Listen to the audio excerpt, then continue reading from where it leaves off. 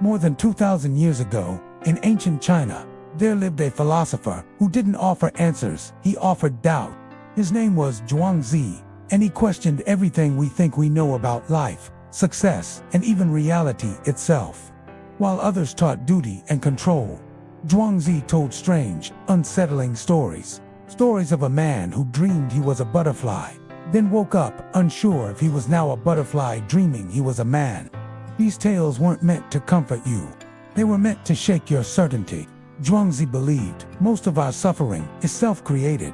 Our desperate need to control life, to define it, to win at it, turns our existence into a heavy burden. His philosophy wasn't about escaping reality. It was about release. It was about loosening our grip and letting life flow. In a world obsessed with doing more and striving harder, Zhuangzi whispers a radical idea. Maybe true peace begins when we finally stop trying so hard. Thanks for watching. Why does life feel so heavy when we're doing everything right? Why do we work harder, plan more, and push ourselves endlessly, yet still feel restless, anxious, and quietly exhausted? If happiness is the goal, why does chasing it so often make us feel further away from it? More than 2,000 years ago, an ancient Taoist philosopher asked the same question, but instead of offering rules, discipline, or self-improvement systems, he laughed. His name was Zhuangzi, and he believed something radically different from what modern life tells us every day. He believed that life does not need to feel so serious to be meaningful, that joy doesn't come from control, effort, or constant striving, but from learning how to loosen our grip. While other thinkers focused on duty, structure, and moral obligation, Zhuangzi told strange, playful stories. He spoke of fish turning into birds, men dreaming they were butterflies, and people running in terror from their own shadows. At first glance, these stories sound childish or absurd, but that absurdity was the point. Zhuangzi wasn't trying to impress anyone with logic. He was trying to wake people up. He understood something we often forget. When we take life too seriously, we become trapped inside it. We turn every moment into a test, every decision into a verdict on our worth, every setback into a personal failure. Zhuangzi didn't reject responsibility or effort, but he rejected the inner pressure we attach to them. For him, living well meant moving through life without constant fear, comparison, or the need to prove anything. Today, many of us live the opposite way. We push ourselves to be productive, to stay ahead, to optimize every hour. We measure our value through achievement and approval. And slowly, without noticing, joy disappears, not because life is cruel, but because we've made it unbearably tight. Zhuangzi reminds us that it's okay to slow down, that it's okay not to force everything, that sometimes the path to peace isn't adding more discipline, but removing unnecessary weight. So in this video, we're exploring 7 simple ways to live a joyful life no matter what, drawn from Zhuangzi's philosophy. Not rules to follow, but perspectives that gently loosen the grip life has on us. And the first one begins with something most of us overlook entirely. Zhuangzi teaches us to laugh at life's contradictions. He once said that those who try to escape what is within them are like people running from their own shadow.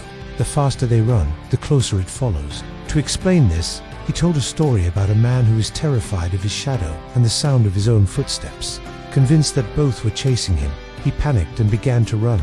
But the faster he ran, the louder the footsteps became, and the shadow stayed right behind him. Exhausted and terrified, he eventually collapsed and died, never realizing that if he had simply stopped, both the shadow and the footsteps would have stopped with him. At first, the story feels ridiculous. Who would be afraid of their own shadow? But that's exactly why it works. Zhuangzi is holding up a mirror. Much of what troubles us is no more real than that man's fear. We run from our worries, our doubts, our insecurities, as if they were external enemies. We distract ourselves, overwork, overthink, and constantly stay busy, hoping that if we move fast enough, we won't have to face what's following us. But the harder we run, the heavier it becomes. We work harder to find rest. We chase success to feel secure. Yet the more we achieve, the more fragile that security feels. We try to control every detail of life to create peace, and in doing so, we manufacture stress. Often, the very effort to fix a problem is what keeps it alive. Zhuangzi's response to this isn't more discipline or motivation, it's laughter. Not laughter that ignores problems, but laughter that loosens their grip. When we see the absurdity in our struggles, something shifts. The weight lightens. The fear loses its authority. Humor changes how we relate to our experiences. The moment we can say, even quietly, "This is kind of funny," we step outside the trap. Think about your own life, a time you were stuck in traffic, obsessively refreshing your phone for a reply, replaying a mistake again and again in your mind. In the moment, it felt unbearable. But later, when you told the story to a friend and laughed, the heaviness vanished. The event didn't change, you did. This is why Zhuangzi told stories that sounded strange or illogical. Absurdity wakes us up. It shows us that what we treat as deadly serious might not be so serious at all. The man running from his shadow is funny because it's painfully familiar. We run from fears that were never chasing us to begin with. When we laugh, even gently, we stop running. And in that stillness, the shadow rests with us. The second lesson Zhuangzi offers is even more unsettling. He asks us to see life itself as a dream. He once posed a question that has echoed through philosophy ever since. How do I know that what I call waking is not a dream? And how do I know that what I call dreaming is not waking? This question comes from one of his most famous stories, the butterfly dream. Zhuangzi dreamed he was a butterfly, fluttering freely, enjoying the breeze, completely absorbed in being a butterfly. In the dream, he didn't know he was Zhuangzi. He was only a butterfly. But when he woke up, he found himself once again a man. And this left him wondering, was he a man who dreamed he was a butterfly, or a butterfly now dreaming he was a man? The story isn't meant to confuse us, it's meant to soften us. Zhuangzi is pointing out that life isn't as solid or fixed as we think. We cling tightly to our identities or roles, successes, failures, and stories about who we are. But just like dreams, these things change. Think of something in your life that once felt enormous, a heartbreak, a fear, a major achievement. At the time, it felt like everything, but now, it's distant, it's softened, it faded. That's the nature of experience. When we see life this way, we stop holding it so tightly. Success doesn't need to inflate us. Failure doesn't need to destroy us. Emotions rise and fall like scenes in a dream. They feel real while they're happening, but they don't define the whole story. This doesn't mean life has no meaning. Dreams still make us feel joy, sadness, excitement, and fear, and so does life. Zhuangzi's message isn't detachment, it's non-clinging. We can care deeply, work sincerely, and love fully while remembering that everything is in motion. When we see life as dreamlike, arguments become moments instead of identities. Loss becomes a turn in the flow, not the end of the path. We realize we are not fixed beings. We are always changing, just like Zhuangzi, shifting between butterfly and man. And in that understanding, something relaxes, the heart loosens. Joy begins to appear not because we chased it, but because we stopped gripping so tightly. This naturally leads to the third lesson, letting go of rigidity. Zhuangzi advised people to flow with whatever happens and allow the mind to remain free. He once told a story about a master woodcarver named Qing, whose work was so perfect people believed it was made by spirits. When asked how he achieved such beauty, Qing explained that before beginning, he fasted and quieted his mind. He let go of thoughts about praise, reward, reputation, and even himself. Only then did he enter the forest. There, he didn't force the wood into a shape. He looked for a tree that already contained the form within it. If he didn't see it, he walked away. If he did, he removed only what was unnecessary.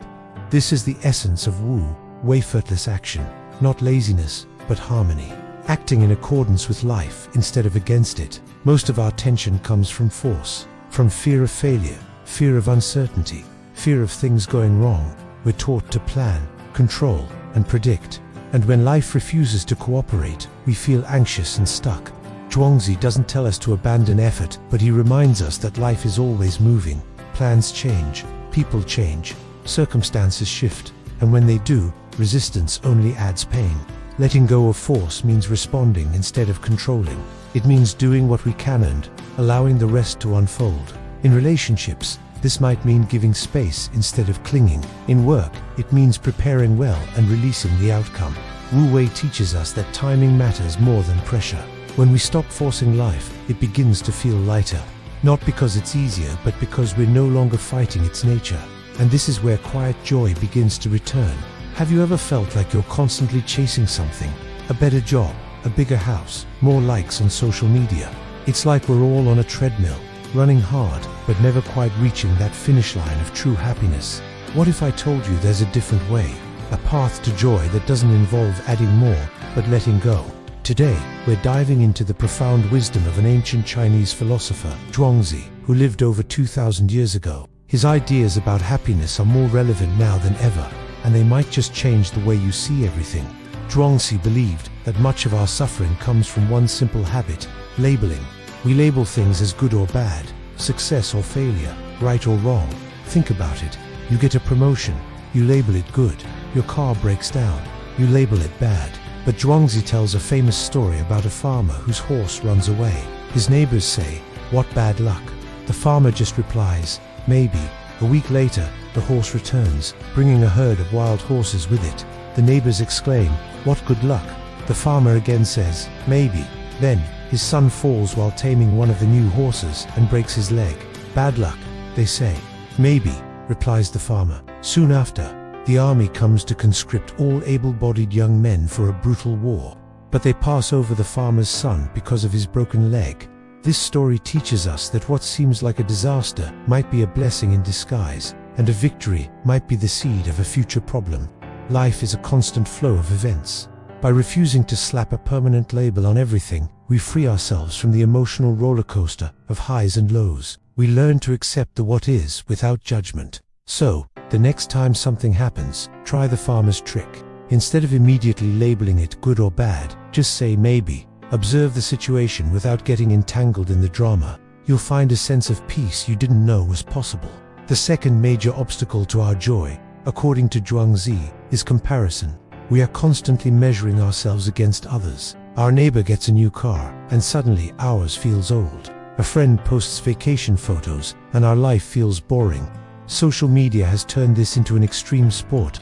We're comparing our real, messy, behind-the-scenes life with everyone else's curated highlight reel. It's a game we can never win, because there will always be someone who seems to have more. Zhuangzi uses the metaphor of the giant coonfish, which transforms into the enormous peng bird that can fly thousands of miles. A small quail laughs at it, saying, "I can barely fly to the next tree. What's the point of flying so high?" Zhuangzi's point is that the quail and the peng bird each have their own nature, their own path. It's pointless for the quail to compare itself to the bird. You are you. Your journey is unique. Your talents, your challenges, your timeline, they are all your own. Trying to be someone else is like a fish trying to climb a tree. It's exhausting, and you'll only feel like a failure. The key to freedom is to stop looking sideways and start looking inward. Appreciate your own unique qualities. Celebrate your own small victories. Your path is not better or worse than anyone else's. It's just different. It's yours. Embrace it, and the need to compare will simply fade away. The third and perhaps most powerful idea from Zhuangzi is to stop resisting change. We humans love certainty. We want to know what's going to happen tomorrow, next year, 10 years from now. We build rigid plans and get incredibly stressed when life, as it always does, throws us a curveball. But Zhuangzi saw life not as a solid structure, but as a flowing river. He called this flow the Tao, or the way. Trying to stop the river is futile. You'll only exhaust yourself. The wise person learns to flow with it. Think of a skilled boatman navigating a river. He doesn't fight the current, he uses it. He steers around rocks, rides the rapids, and rests in the calm pools. He adapts. This is what Zhuangzi calls wu wei, which is often translated as effortless action. It's not about being lazy or passive. It's about acting in harmony with the natural flow of things, instead of struggling against it. When you lose your job, instead of panicking, you see it as an opportunity to find a new path. When a relationship ends, you allow yourself to grieve, but you also recognize it as a new chapter beginning. This doesn't mean you have no goals. It means you hold those goals loosely. You work towards them, but you remain flexible and open to unexpected detours. Sometimes, those detours lead to even more beautiful destinations than the one you originally planned. So, how can we practice this? Start small. When your plans get disrupted, take a deep breath. Instead of getting frustrated, ask yourself, how can I work with this change? See it as a dance with life, not a battle against it. So we've talked about letting go of labels, comparison, and resistance to change. What do we fill that empty space with? Simplicity. Zhuangzi was a huge advocate for living a simple life. He believed that the more we complicate our lives with unnecessary desires and possessions, the further we move from our true, joyful nature. He uses the image of the useless tree. There was a giant, gnarled, crooked tree that all the carpenters ignored because its wood was useless for building anything. But because it was useless, it was never cut down. It grew to a grand old age, providing shade and shelter for everyone. Its uselessness was its greatest strength. In our society, we are taught to be useful, to be productive, to constantly prove our worth. But this pressure can be crushing.